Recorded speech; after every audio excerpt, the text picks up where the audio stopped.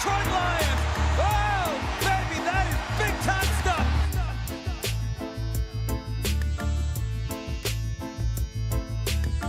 Touchdown, touchdown, touchdown, Detroit Lions.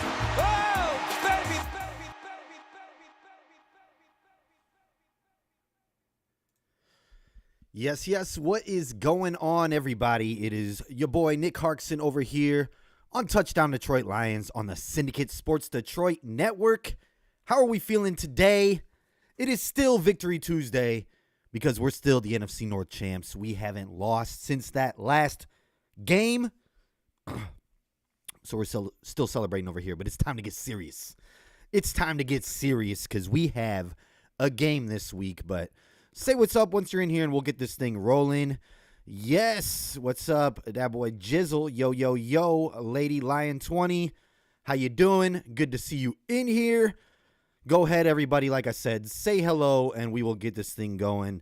Today, I'm not really sure how long this episode will be. The Lions didn't play a game. Not a ton has happened over since the last week, but we do have some news to talk about. So, there's still a reason why we're here. We want to talk some Lions football, and we got a huge game at home this week in the divisional round of the playoffs against the Washington Commanders.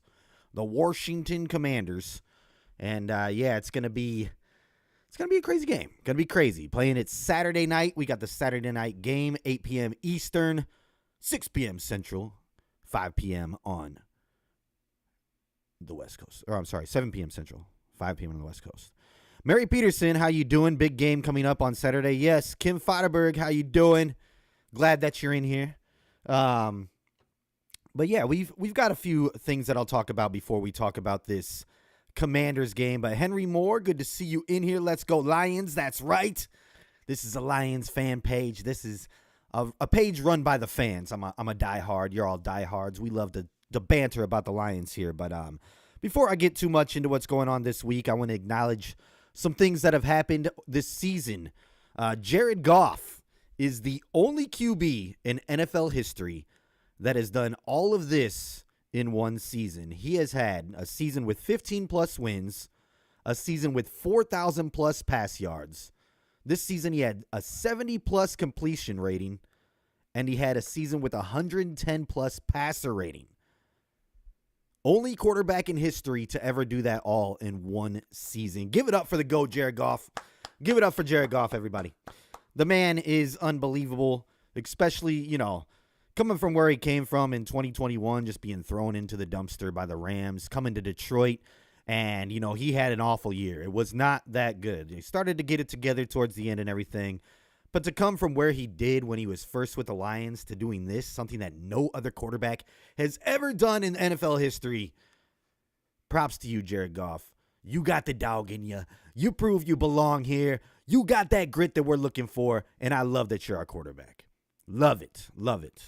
Another player that is having an outstanding year is Jahmyr Gibbs, and he is up for FedEx Aaron Ground Player of the Year. Make sure you go and vote for him for that. It's not like an MVP award or anything, but it's an honorable award. It shows, that he's a baller, and he's been out there balling out and doing his thing. But, that's another good stat to have there. But let's get into it. We got some things to talk about. And One Pride 0427 says, yo, let's go, boys. How about Arnold and Monty being a full go today? Yes, we've got some good news at practice, and, we've got some news that's been staying the same as well, but injuries have been plaguing us for a little bit now, but we're getting healthier and healthier. We got Anzalone back for the last game, and this game we are going to have our boy Monty back. Now, some people were a little concerned about Terrion Arnold because he got carted off, and, he was in a walking boot after the game. He was celebrating, and he said he couldn't feel his foot, but the x-rays came back negative. And he was out there as a full participant today. Now, practice was a walkthrough. I want to be clear on that. But the fact that him and Monty are still a full participant means that when they're going tomorrow, they're going to be a full participant as well. Hopefully nothing happens. Hopefully there's no setbacks. I don't expect it to be that way. But, it's football. But let's look at the practice report for the Lions. Excuse me. My goodness, my allergies are going crazy. All right. Detroit Lions practice report today. Pat O'Connor with a calf, no practice. Dan Campbell said that wasn't looking good anyways. And it's Rake Straw, who they said was, looking in the positive direction last week. I had no practice today, but it was a walkthrough, so who knows what's going to happen there the rest of the week. Kevin Zeitler, no practice as well with a hamstring. He is a vet. Maybe this was more of a rest day. Sometimes they put that rest right next to the no practice.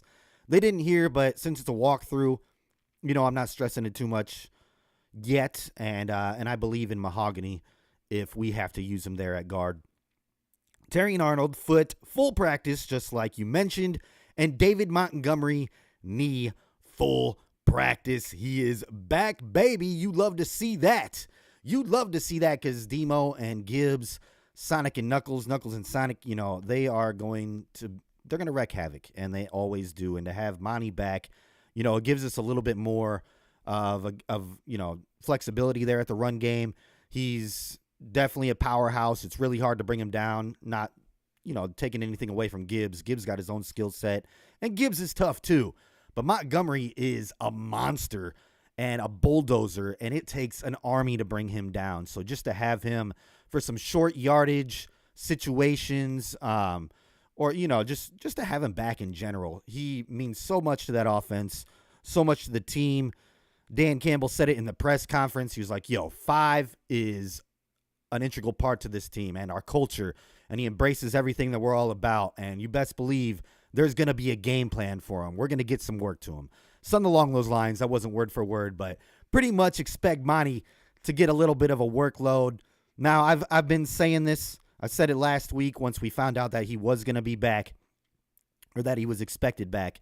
I still think Gibbs is going to get the majority of the carries, with Monty getting a good portion of it, but I would say maybe more of a 65-35 or a 60-40 type share there, with, Gibbs getting the majority. But Montgomery's going to have his moments, and he's ready to go. I don't know if you saw that locker room video. They released a few of them, but there was one that was a little bit more in-depth this last time, where Dan Campbell went up to Montgomery and he goes, "Hey, you get another week now." And Montgomery's like, "I'm ready to go right now." So I think he's been ready to go for a few weeks. He probably could have if we really needed to.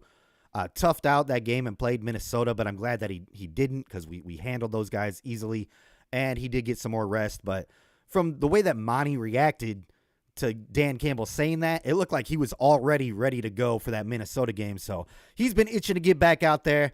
Great to have an extra week of rest. And now it's go time, baby. Saturday night under the lights, Ford Field. Montgomery's back. Mo K, what's going on? I usually get into the score predictions here at the end, and we just started. But I'll give you mine, and you guys, we'll do it right now. We'll do it right now since you asked, Mo. And give me your score prediction. But I usually do this at the end, give my score predictions for what's going to happen. But I have the Lions winning. Of course, I'm biased over here, but I truly believe that we'll win this game. I think it's going to be a battle for a while. The Commanders are no pushover. Jaden Daniels is, definitely acts like a veteran quarterback, not your typical rookie quarterback.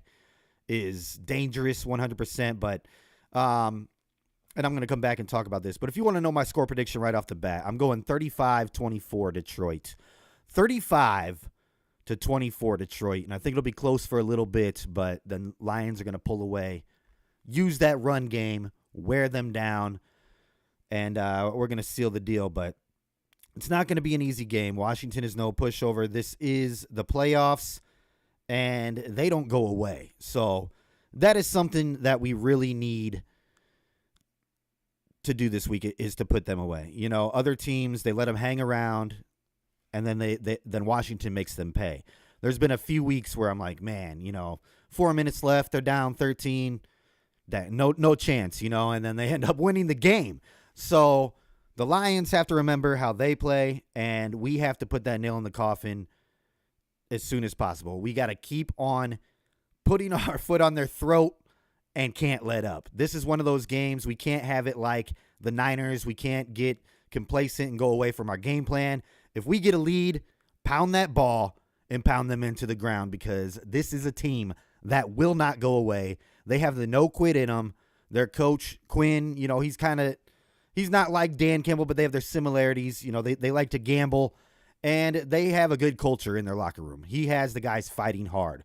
They weren't expected to be anything this year. They had a rookie quarterback.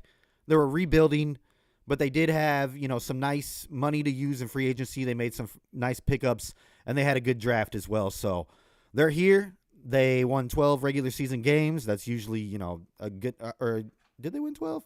I'm not sure, but regardless, they're a good football team. You cannot look over them. Huge game for us, but the key factor is going to be we're at home, baby. We're at home, and we got to get reckless. And I know that the fans will get reckless.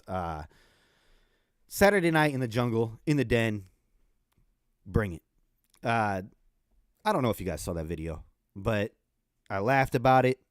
I know Washington's very excited. They just won their first playoff game in 19 years. We were there last year where we hadn't won a playoff game in a much longer amount of time, but they're excited, and I'll give it to their fans. They have the right to be. They have a good team. But that video, I don't know if they wanted to say this, but after the game, they showed their fans chanting in the Bucs Stadium, "We want Detroit. We want Detroit. We want Detroit." Okay. You gonna get Detroit. You coming to our house. You're coming to Detroit. And the fact that y'all are saying that, our boys saw that, right? Our boys saw that. And it wasn't the players doing that. But we're going to use that as fuel for this fire. I don't know if you really want Detroit the way that we can bring it. But you got us. And now we're going to see what happens. But I see another prediction over here. Lions 35-12. Keep those predictions coming in. Keep them rolling in, and I'll get to them. But yeah, another thing with the Commanders that is kind of similar to us, they are very aggressive. They actually have the most. They go for it the most in the NFL. When it's time to, I guess this is the stat. It's weird how often teams go for it when they should in 2024, and the Commanders have the highest percentage, with the Lions being right behind them. But yeah, we're going to have to stop them for 4 downs. This is not going to be, this is going to be one of those games where they're close. They're going to do what we do. They kind of are taking our formula. Dan Quinn, like I said, Quinn, I don't know his name. He is aggressive. He's known to be that way in the past, but he's using our formula a little bit, as other teams are as well. It's a copycat league.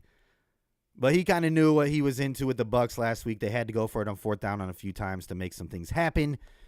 So we got to expect that week. Defense, be ready to go for 4 downs out there, especially if it's like 4th and 3, 4th and 4, and they're on the other side of the 50. Expect them to go for it. We're going to do the same thing.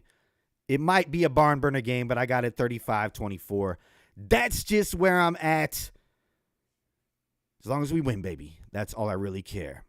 HPU Lupe. Hey, Nick, first show. Thank you for joining.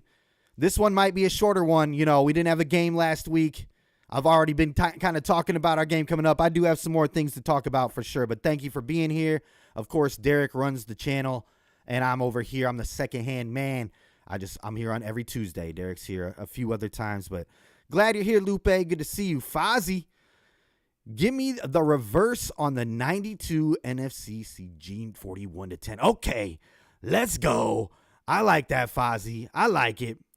Louise, Detroit 35, Washington 23. So we're pretty close there. I had it 35-24.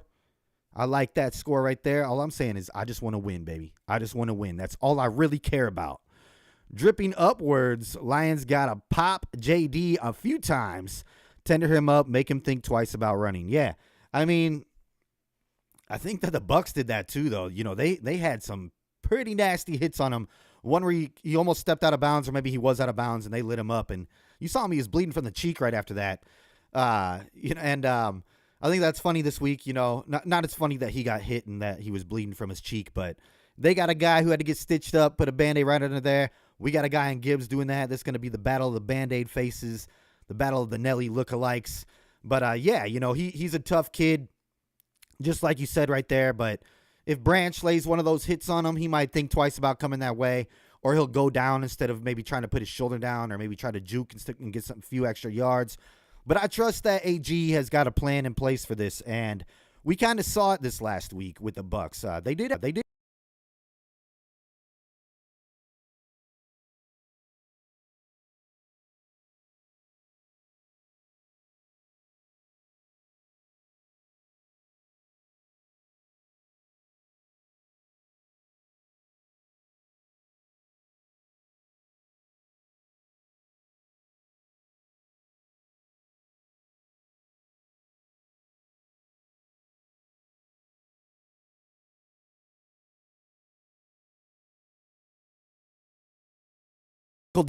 Technical difficulties. I hope I didn't lose y'all, man. I hope I didn't lose y'all. That was the first time that's ever happened.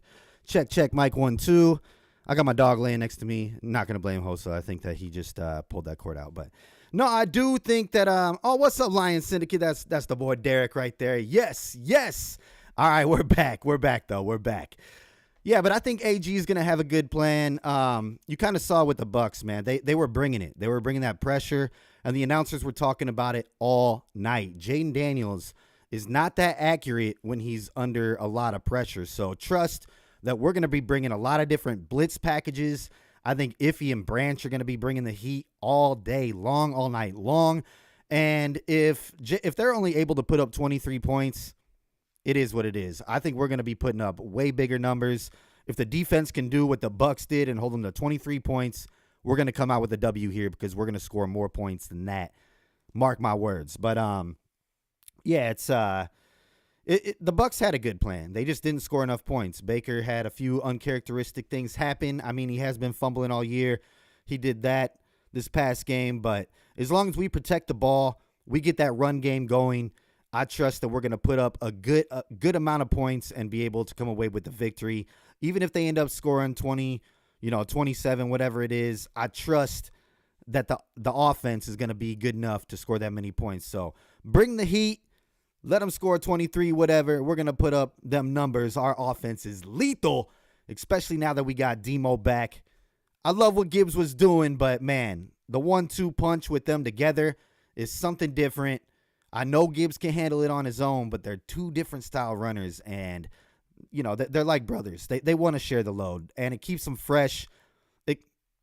It's something very beneficial to have on our team, to have two running backs like that. So glad that he's back. Great that he's back, but going to come back over here. Jason, what's up? I think we win by at least 14. Go Lions. Okay, I like the confidence. Louise, we need to make our run game going. This will make the difference. Yes, 100%. Got to win it in the trenches. Now, we saw in the practice report that Zeitler might not be playing this week. He was a no participant today, but I did mention it was a walkthrough. He is a vet. He's our oldest player on our team. I'm going to take it more of an extra rest day than anything. But even if he's not there, we got a gem out of this draft once again in the dirtbag Mahogany, who I trust to come in there and play hard at the very least. He might make a few mistakes, but the guy plays violent. He goes out there and he wants to hurt you, and he plays with intent, Of course, he's a rookie, so he's got some learning to do, but I love that we found another late-round draft pick who I think will be able to fill in for us in the future and maybe be the starter in the next coming years, but hopefully Zeitler's back to go, but if not, I trust that Mahogany will be there and ready to roll. All right. I see you guys going off now. HPU. Lupe. This is why Gibbs was so fresh and powerful, since he didn't have to run like other running backs. There are solo running backs. Exactly right. That is a great point that you made there. He came out like he would just started the season. He was just bursting out of a cannon, and he still is. He's fresh because he had Demo for all those games. So great point there. They work great together. It's back. They're going to be fresh. Hopefully they both stay healthy through the entire playoffs, because there ain't no stopping that train once they rolling. All right. Louise, their running defense is awful. Yeah, and they've got some injuries, too, going on, and we're going to get into that into a second right after I get through this, but that's our bread and butter, we get the run game going, and then we set up that play action, and then we hit Amon-Ra, Laporta, J-Mo, Tim Pat. It don't even matter. Once the play action game's set up, forget about it. Forget about it, okay? So we get that run game rolling. I think we're going to be just fine. Defense got to show up, and I think they will. I think AG is out here to prove something. And like I said, Anzalone out there. Last week I was talking about just how much of a huge of a difference he makes. His energy is contagious. He's the captain out there. Of course, Jack Campbell is calling the plays, and he's got the green dot still, but the presence of Anzalone alone just makes that defense so much better. And we'll see tomorrow what's up with Ennis Rakestraw. Maybe he gets back out there. That would help our secondary. But knowing that Terrion Arnold is a full participant and that he'll be there is great news. That means, I'm expecting maybe Amik Robertson to be on Terry McLaurin, Scary Terry, this game.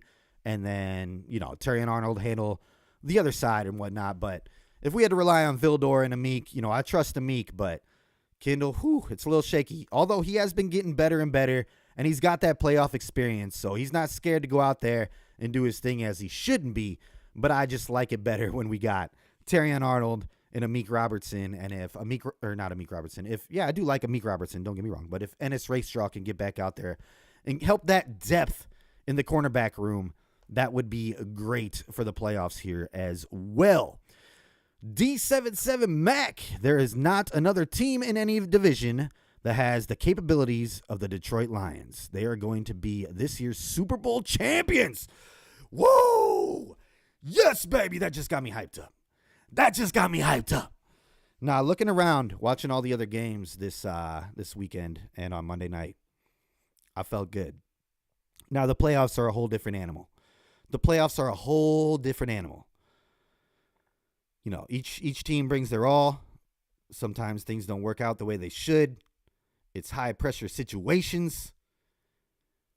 But we're ready, baby. We were here last year. This team loves this type of situation. They love the spotlight. They love playing under the lights. They like the national TV games. They want all eyes on them because they want to show, hey, this is who we are. And they thrive in these situations. I'm not going to speak too soon. But I'm excited for this year, baby. I'm excited. Now, we got to take care of business this Saturday. And I think we will. But Romeo says Lions 30, Washington 14. I like that. MSU Detroit fan, January in the D. That's right. It gets wild. It gets wild in the D in January. You're stepping into the den, Commanders. You're coming to our house. It's going to get crazy.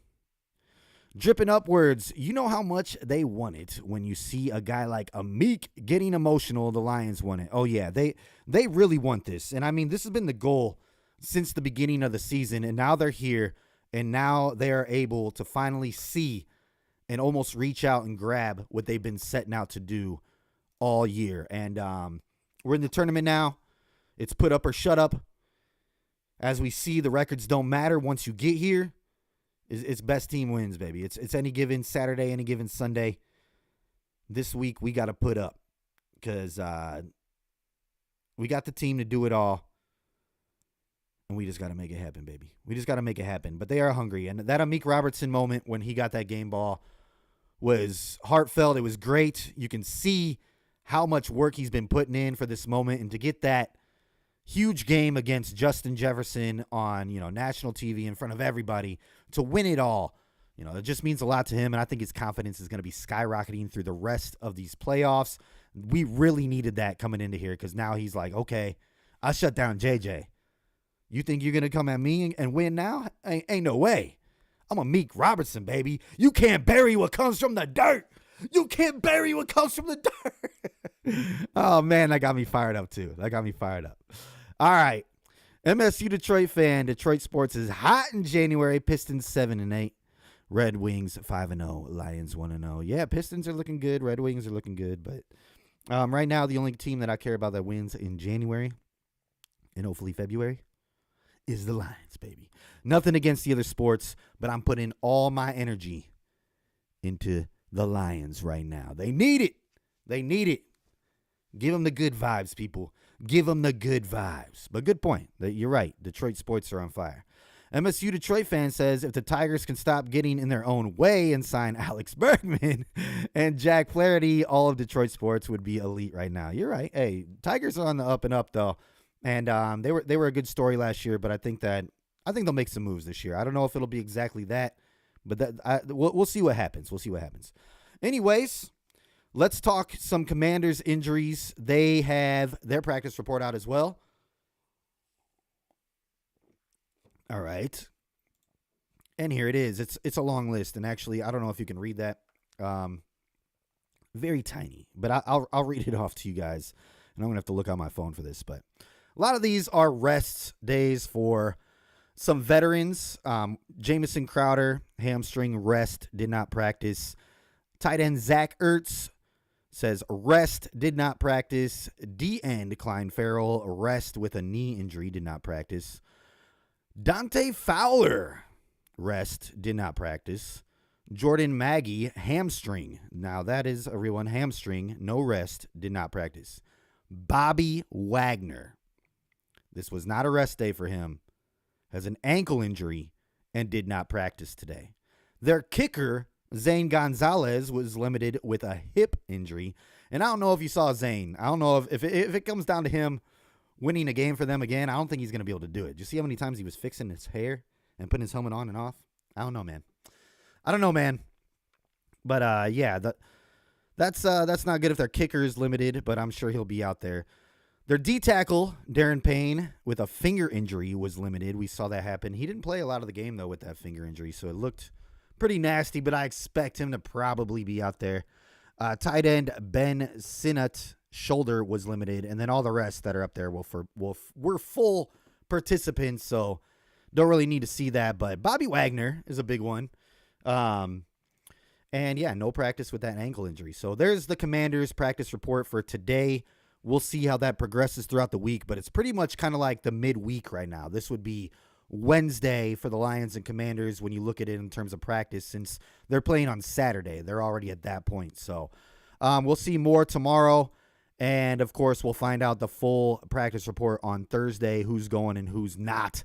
And they can make some last-minute decisions, too. But I would hope to see Ennis Rakestraw back out there this week. They said he was real close to being back, and I really hope that Zeitler is good to go. But like I said just a few moments ago, I'm okay with Mahogany running it in the guard position as well. MSU Detroit fan, yes, I read off the practice report for the Lions already, but thank you for putting that out there as well. Here, I'll put it up for you one more time for those who didn't see, because it was pretty early in the thing. But like MSU Detroit fans said, yes, Pat O'Connor, Ennis Rakestraw, Kevin Zeitler, no practice today. Terrion Arnold, David Montgomery, full practice, which is great to have Demo back in the building, baby. And great that Terrion Arnold is also out there too, because was a little worried when I saw him go down. Nick, Saturday is going to be a slam dunk victory for the Lions, and I hope so. I really hope so. I hope we come out there and prove a point. And, I really don't care who we get in the NFC Championship. A lot of people were scared of the Eagles from what I saw from them. I ain't scared. I'm not scared of the Eagles at all. We stopped Saquon. They're done. Let me talk about the Rams, though. Rams, Stafford, that'd be a tough game. But if we got to beat Stafford to get to the Super Bowl, I'm okay with it. But I'm not going to get ahead of myself. We got to win this Saturday, baby. We got to win this Saturday. One game at a time, people. One game at a time. One game at a time. Dripping upwards, I seen somebody say Gonzalez deals with anxiety or something. And this was why he was taking his shoe off and touching his hair. Okay, probably like an OCD or like a twitch or something, like that. I've seen people do that, and that's fine, man. I didn't mean to make fun of the kid. He made the game-winning field goal. And to be put in that high-pressure situation, I don't know what I'd be doing. I'd probably be playing with my ears or something. I don't know. I'd be doing something weird, too. I don't know if I could handle that. So, it is what it is. But, yes, there are memes going around about him fixing his hair, like Night at the Roxbury. He's looking at it. He's like, this Gonzalez before he's kicking. I don't know. He made it. But still, he's on the injury report with a hip. And not good if that's your kicker. John Peterson, run the ball. They're 30th against the run. I wake up. Yes. That's got to be the game plan. And stay at it. Don't give up on it. That's got to be the key to victory. Set up the play action as well. Hit some big plays over the top. And we'll be rolling. I'm mainly concerned with how many times the defense can stop Jaden Daniels and that. We haven't been the greatest against running quarterbacks. But like Dan Campbell said, who has been, right? So we just got to have a good plan. I think that I've said this in the few weeks that we played running quarterbacks in the past. And this was mainly last year because we haven't had Ifeatu Melifonwu a lot this year. But I think that him and Branch are going to make a huge difference when it comes to that. And Anzalone being back too. So he can spy the quarterback, or if Ifeatu Melifonwu can. But I think we'll have a decent plan in place to get after Jaden Daniels and make him panic a little bit and make some throws that he shouldn't. But we got to remember this kid's been playing lights out, has not been playing like a rookie quarterback, been playing like a vet, and we got to treat him like one. But the key to success here, yes, John Peterson, is run the ball, run it down their throat all dang night. MSU Detroit fan, did y'all know Gonzalez was on the Lions practice squad in 2021? Yes, actually I did. Once I saw the name, I was like, oh, yeah, okay. That was a terrible year for kickers. We should have kept him because that was crazy.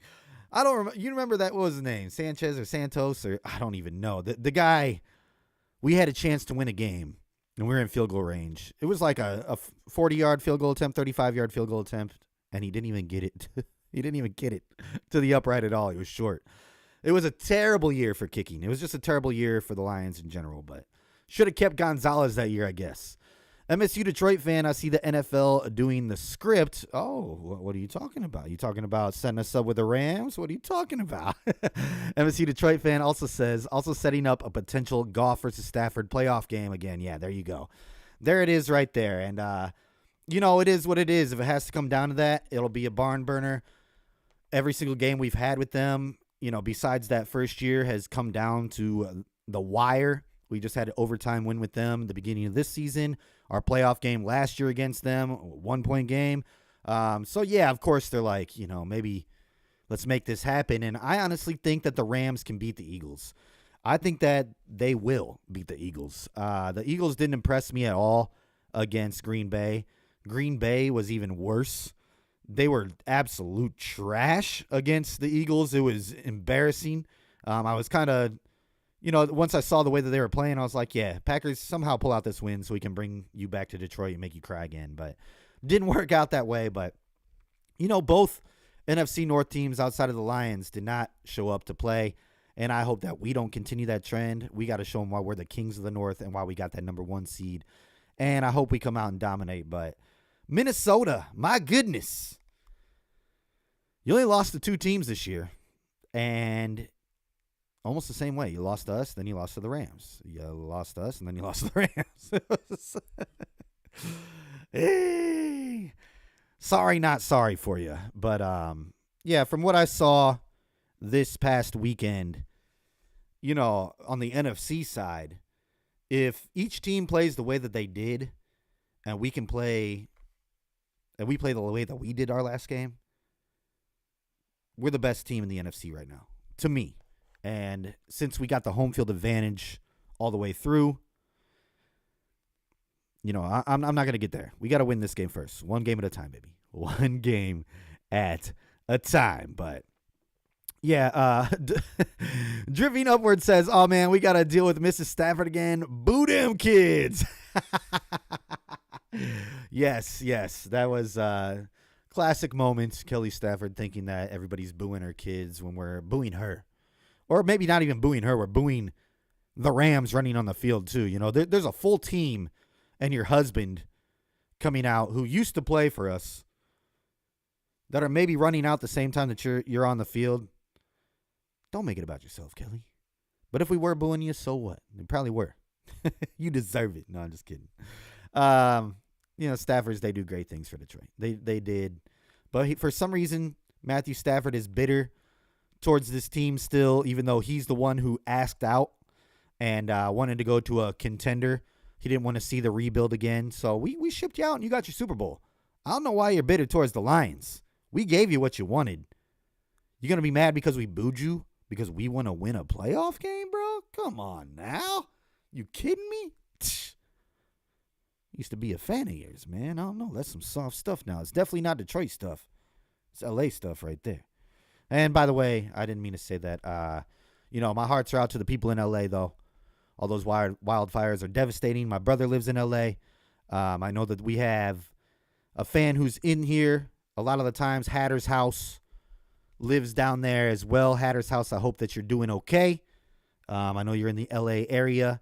Anybody who's down there, hope you're okay. Those fires are devastating. And we got to remember, too, I'm getting off subject, but it's not just celebrities and rich people who live down there. LA is a city full of normal people. And, as a person who's been through a house fire, it's a devastating thing to go through. And your whole life resets. It's not fun. It's no matter, what kind of family, friends, what your financial situation is, it sucks. So, shout out to those people and to the first responders. I hope that everything gets cleared up quick and y'all are doing all right. But that being said, let's get back into some Lions talk here. There has been some news circulating around about, and I don't want to get into it too soon, but I have to talk about it. Ian Rappaport, or was it Adam Schefter? Let me see here real quick. It was one of the two.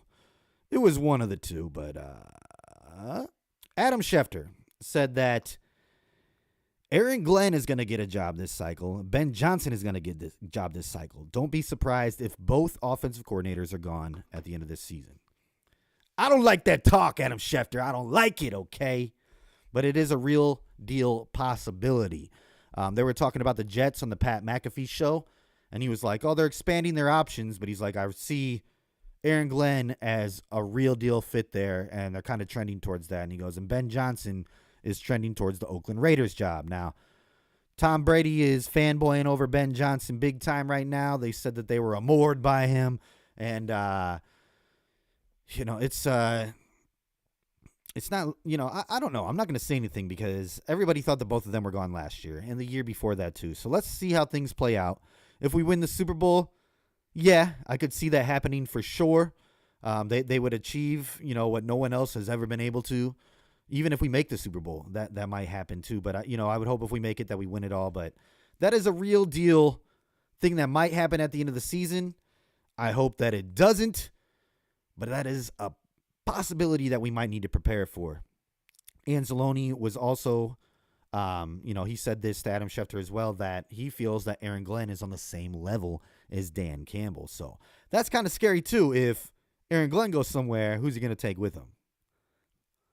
He might take Anzalone. I don't know. But hopefully they stay. You never know. Sheila, break the bank. We got enough money. Brad, break the bank. Bring them back. We can give them a little bit more. Coaches don't make as much as players, and we got a solid squad right now. Yes, we got to re-sign some other people next year, but throw an extra few mil to AG and Ben Johnson and bring him back. Goff says he wants him back for one more year. Well, at least Ben Johnson. He was like, I know I talked to him, and we talked about how I want him back for at least one more year. So hopefully that's the case, but you never know with these guys. I think if AG gets a job offer, he will definitely take it. He's been wanting to be a head coach for a little bit. He's interviewed each year since he's been with the Lions, and I don't think he's gotten an offer. So we haven't really, seen how he would act. Ben Johnson didn't get a real deal offer, but it was kind of, put out there like the Commanders were going to bag him up once they came in, and he was like, you know what, I don't even want to have the interview. So we'll see. We'll see what happens. All right. Dripping Upwards says, prayers up for LA. Yes, for sure. Dripping Upwards also says, you think Anzalone would pick Glenn over Dan? I don't know, man. Earlier in the year, he put that tweet out that said, and Aaron Glenn is announced as the next head coach of blank. He's been pulling for AG all this time. He loves AG. He was with Dan and AG in New Orleans, but he's worked with AG a lot more because obviously it's a defensive side. So I think if his contract was up and I think it is. I'm not sure. Maybe he has one more year. I should know this right now, and I don't. But I think that he could go with Glenn just because Glenn will be like, hey, I need somebody to help me get my culture set here. And what better guy than Anzalone to come through and help Glenn out. But I hope it doesn't happen. I'm not thinking, I don't want to think about that. I just did think about that, but I'm not going to put it out there because right now we got more important things to worry about. And that is the Commanders this Saturday in the den, baby, in the den. All right, let's get your score predictions one more time for the people who weren't in here earlier. I have it 35-24 Detroit over the Commanders, 35-24. And we're moving on to the NFC Championship game. Drop them scores in there. Let me know what you think.